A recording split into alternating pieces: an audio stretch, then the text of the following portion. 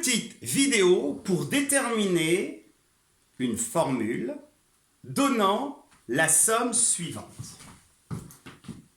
T égale 1 plus Q au carré plus Q puissance n. Pour information, Q puissance 0, sous l'hypothèse où Q est différent de 0, donne bien 1. Alors, comment faire pour déterminer cette somme? Attention, n est un entier supérieur ou égal à 1. Alors, pour déterminer cette somme, on va distinguer 3 cas, dont 2 cas triviaux, c'est-à-dire très simples. Alors, le premier cas, si Q égale à 0. Alors, si jamais Q égale à 0, effectuez le calcul dans votre tête. On aurait tout simplement T égale à 1 plus 0 au carré plus 0 plus 0 plus 0 plus 0. Donc, T serait immédiatement égal à 1. D'accord. Alors, vous allez me dire, quel serait alors le deuxième cas? Le deuxième cas, c'est si Q est égal à 1. Alors, si Q est égal à 1, que peut-on dire précisément de T? T il serait égal à 1 plus 1 plus 1 plus 1 plus 1 plus 1 plus 1 puissance n qui donne à nouveau 1. Alors, vous allez me dire, oui, d'accord. Mais combien y a-t-il de 1 qui figure dans cette somme? Vous l'avez tous compris, il n'y a pas possibilité de les compter. Alors vous allez faire quoi? Il y a autant de 1 qu'il y a d'entiers entre 0, parce que 1 dans ce cas précis c'est Q puissance 0, et n. Et il y a combien d'entiers de 0 à n en comptant 0 et n? Il y en a précisément n moins 0 plus 1, ce qui donne n plus 1. Donc au final, on va avoir une fois n plus 1, d'où n plus 1. Alors ces résultats étaient très simples à trouver. Donc ce qui va être important ici, c'est de trouver une méthode permettant de déterminer une formule simple à retenir, donnant T dans le cas où Q n'est ni égal à 0, ni égal à 1. Donc ce cas, c'est le cas le plus important. Donc troisième et dernier cas, si Q est différent de 0 et Q est différent de 1. Alors, que faire? Si jamais vous reprenez la petite vidéo sur la somme S égale 1 plus 2 jusqu'à plus n, pour déterminer une formule donnant S, on avait écrit cette somme, mais en écrivant les termes dans l'autre sens. Alors, qu'allez-vous faire ici? Le constat est que si vous venez à écrire les sommes dans l'autre sens et d'additionner 2 fois la somme, vous aboutissez à rien. Alors, la petite astuce ici, et il fallait y penser, c'est à partir de T, de déterminer un résultat donnant Q fois T.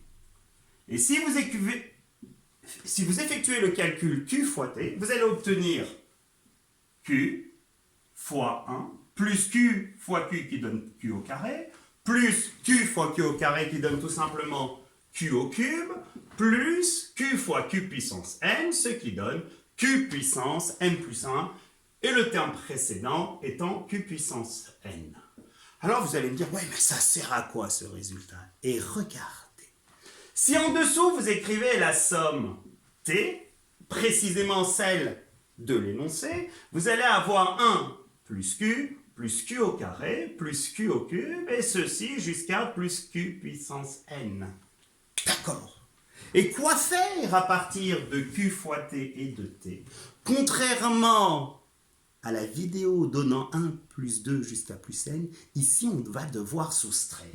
Et remarquez un résultat assez surprenant, c'est que si jamais vous venez à soustraire, vous allez obtenir que Q fois T moins T, QT moins T, va être égal à quoi? Eh bien, Q moins Q, ce qui donne 0, plus Q carré moins Q au carré qui donne à nouveau 0, plus Q au cube moins Q au cube qui donne à nouveau 0. Et si vous remarquez, il va rester au final uniquement Q puissance n plus 1, moins le 1 qui était ici. Et de ce fait, comment faire pour déterminer Une formule donnant t est très simple. Ben, c'est très simple, il suffit ici de factoriser par t et vous obtenez que q moins 1 fois grand T égale à q puissance n plus 1 moins 1. Alors pourquoi, à partir de cette égalité, peut-on déterminer simplement T? Et la réponse, parce que Q moins 1 est non nul, du fait que Q est différent de 1.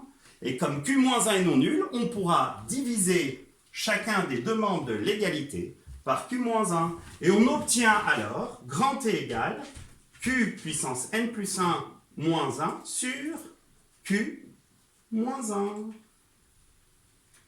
Alors un petit moyen mnémotechnique pour retenir ce résultat. Alors observez, Q puissance n plus 1 moins 1 sur Q moins 1, on peut l'exprimer différemment en multipliant numérateur et dénominateur par moins 1. On obtient de ce fait un résultat qui va être toujours égal à T. Et ce résultat est précisément lequel? Eh bien, il est celui-ci, à savoir que grand T serait égal à moins, entre parenthèses, Q plus 1 moins 1, ce qui donne 1 moins Q puissance n plus 1, sur moins, entre parenthèses, Q moins 1, ce qui donne 1 moins Q. Alors vous allez me dire, mais ça sert à quoi? Il est où votre moyen mnémotechnique? Alors gardez en tête. Le 1, par rapport à ma somme de départ, que je renote en rouge, 1 plus Q au carré jusqu'à Q puissance n, le 1 correspond précisément au premier terme de cette somme. Donc regardez, le 1, c'est le premier terme de la somme. Donc précisément le premier terme qu'il y a. Moins Q puissance n plus 1, regardez, ne figure pas dans la somme T. Donc Q puissance n plus 1, c'est le premier terme qu'il n'y a pas. C'est-à-dire, c'est celui qui viendrait après le dernier qu'il y a. Donc la formule, premier terme qu'il y a, moins premier terme qu'il n'y a pas, et le tout divisé par 1 moins Q, c'est-à-dire 1 moins la raison. Parce que si vous pouvez le constater ici, on passe d'un terme de la suite à son suivant en multipliant toujours par Q.